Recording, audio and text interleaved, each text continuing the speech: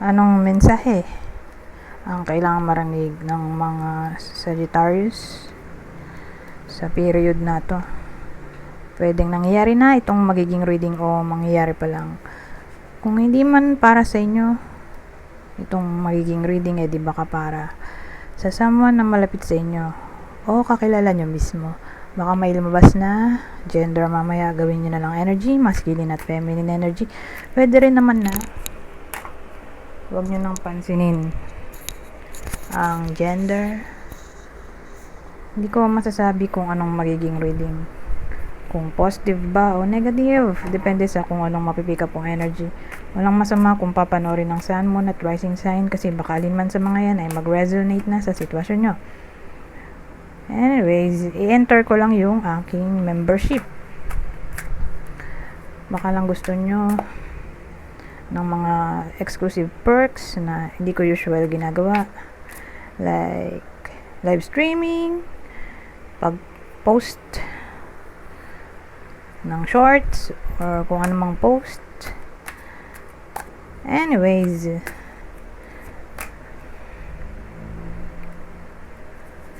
punta na tayo dito sa reading. 7 of Swords ang dulo. Ano yun?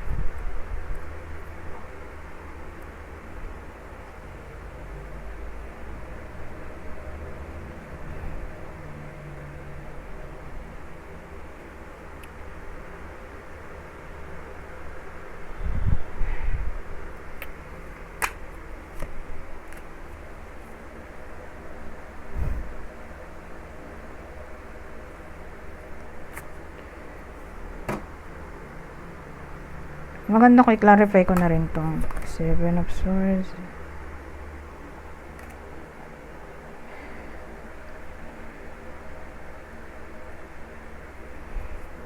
Ito kasi ang bida natin pamilyado. Pero sa case na to, kasal sila. Okay? Para lang makilala nyo kung sa inyo ba itong reading tatama or sa kakilala nyo. Kasi kung di kayo to, baka kakilala nyo.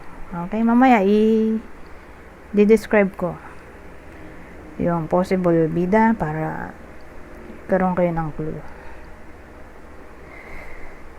So again, pamilyado, nakasal ang bida. Ito, may umalis whether nangyayari na to o mangyayari pa lang. Whether nangyayari na to or mangyayari pa lang. So again, may abandonment na maaaring mangyari due to cheating kasi damon na tayo dito. Nakalagay naman deception.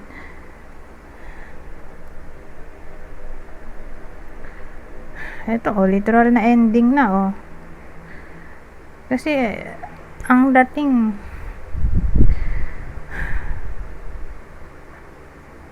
may magiging cold. Tapos magtutuloy na yun sa separation or ghosting, yung coldness.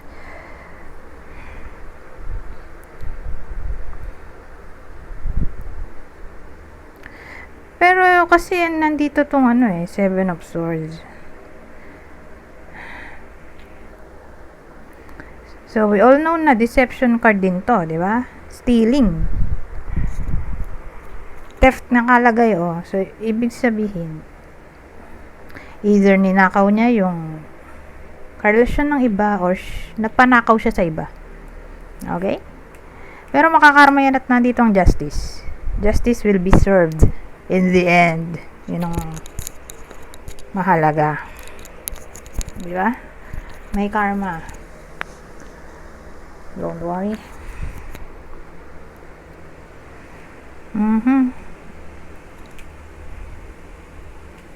Anyways, maglalagay na tayo ng description o clue. Ito yung possible person ng Sagittarius sa reading na to. Ang dami naman. So, isa lang.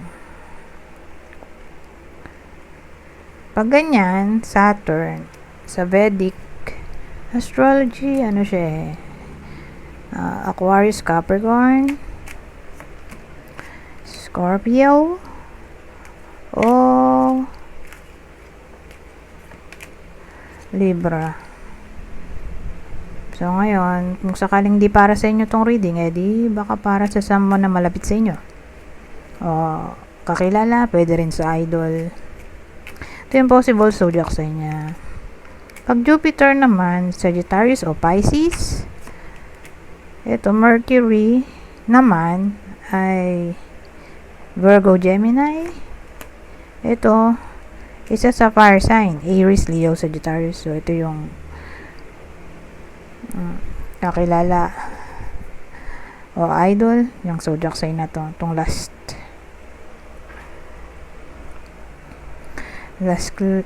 spread ng clue. Ngayon, may isa pa tayo dito na description. Same instruction, kung dito tumama sa inyo itong clue, di baka tumama sa person nyo, kakilala o idol. Kunin nyo lang yung clue na sa tingin nyo fit sa sitwasyon nyo o sa kakilala nyo. So, may someone na bilugan na mukha. Hazel eyes. Oh, social, no? Hazel eyes. Kasi usually, pag Asian naman, brown. Diba? Pag ganito, hazel.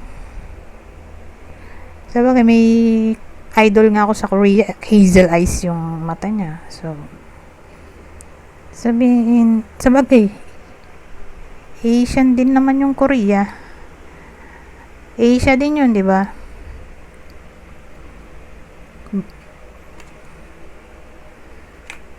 Di foreigner na lang. Foreigner na lang in general. Itong part na to.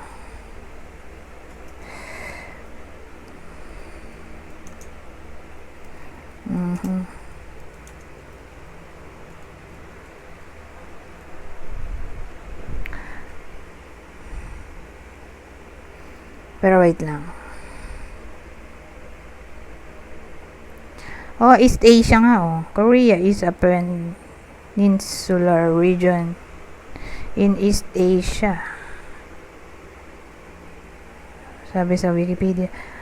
Kaya nga mga singkit. Anyways.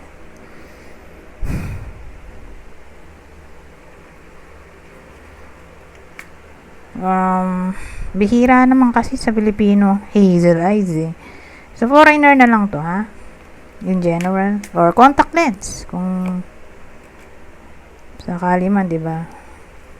Kahit ako dati, contact lens ako ng ganyan. Hazel eyes, brown. Pwede rin naman. So, may someone na mahilig sa white clothing or baka uniform yan, all white. Or almost all white. Ito naman black hair. So may someone na black hair. Kasi may someone din naman na nagpapakulay, di ba? But anyways.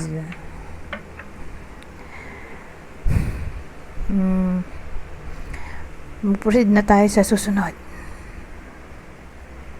Ano pang masasabi nito? Narcissist agad Ibang senaryo to Rumble na. So ang dating may narcissist na gold digger pa. Sabagay gold digger naman talaga yung mga narcissist or pagka-user. Anyway, sabi dito, narcissist. Someone is too full of themselves. Ito naman, gold digger. They want your money being used. So, sa madaling salita, para to sa iba sa inyo. Lalo na kung single. May tendency na may ma-attract iba sa inyo ng someone na may pagka-gold digger at malala pa nga ay narcissist. Diyos ko. So, beware. Para sa mga single na naghahanap ng romance, particular sa online dating, yun nga, baka ma-attract nyo to. So, beware. Sabihin natin dumating na sa buhay ng iba sa inyo to at nararamdaman nila may pagka-gold digger. Yun na nga. Mukhang red flag. Kasi gold digger na nga, malaki pa chance na narcissist din yun at the same time.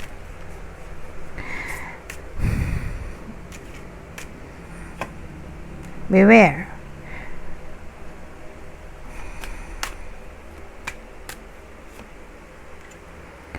Oh, so sa combination na to, asan natin ang problem? Kasi may challenge eh. So, ang challenge ay communication or compromise. Forgiveness, work it out. So, dalawa lang patutunguhan nito. So, whether nangyayari na to o mangyayari pa lang, may chance ng problem sa communication at reconciliation. Pero kung existing na to at nangyayari na nga, tuloy-tuloy pa rin siya sa period na to. Pero ngayong period lang naman. Hindi naman to forever.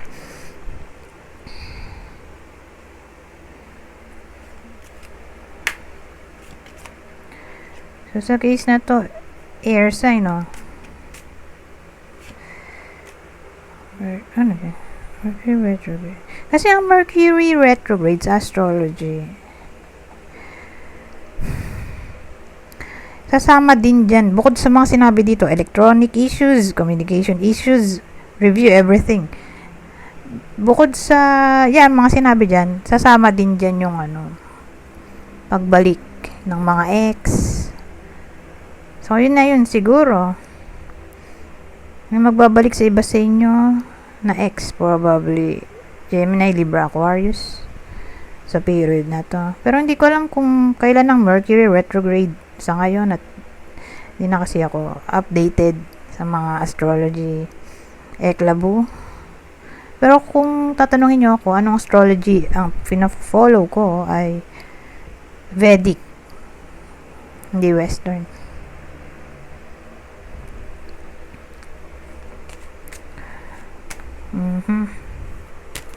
Pero kung communication issues, na sinabi ko kanina, again, pwedeng dito rin, sa air sign. Whether mahal nyo sa buhay to, karelasyon, friend, kapatid, or in general na lang, air sign to, na magkakaroon ng communication issues yung iba sa inyo, sa taong to. Sa alinman sa mga yan.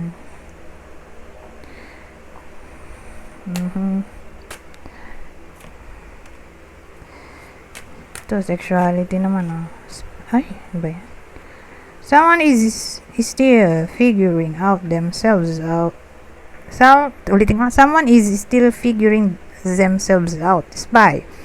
Someone's got their eye on you. You are doing your research. Kasi yung combination, ganito May someone na nag-i-spy. Whether kayo to, or someone else na mababalita nyo, ganun, ginagawa niya, nag-spy siya.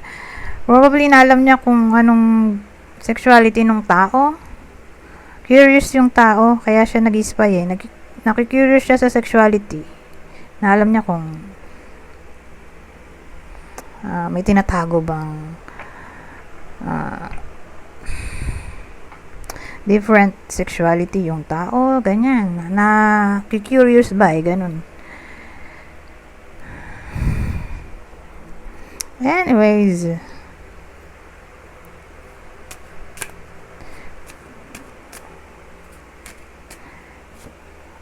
last na tong spread na to. Lilipat na tayo sa susunod na deck. So, sa part na to, open up your heart.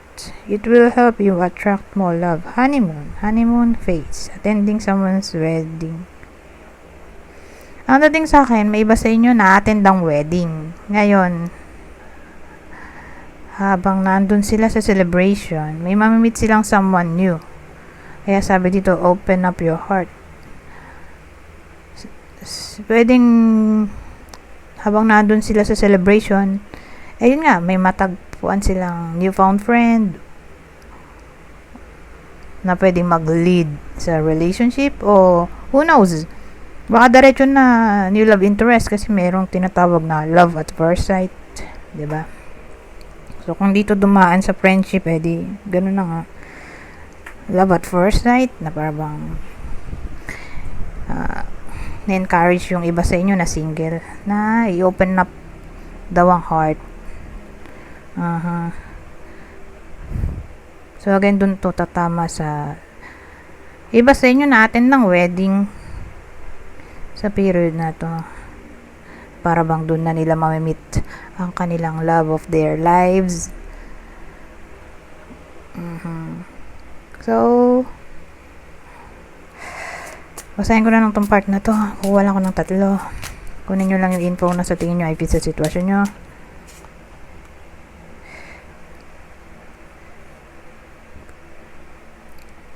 So, sa part na to, mysteries. Unlock ancient secrets. The past holds the keys to your future. Transformation. Transformation is brewing. Embrace change and harness its magic. At ang huli, illusions. Look within for answers. Your inner visions hold profound insights. Anyways, hanggang dito na lang. Goodbye for now.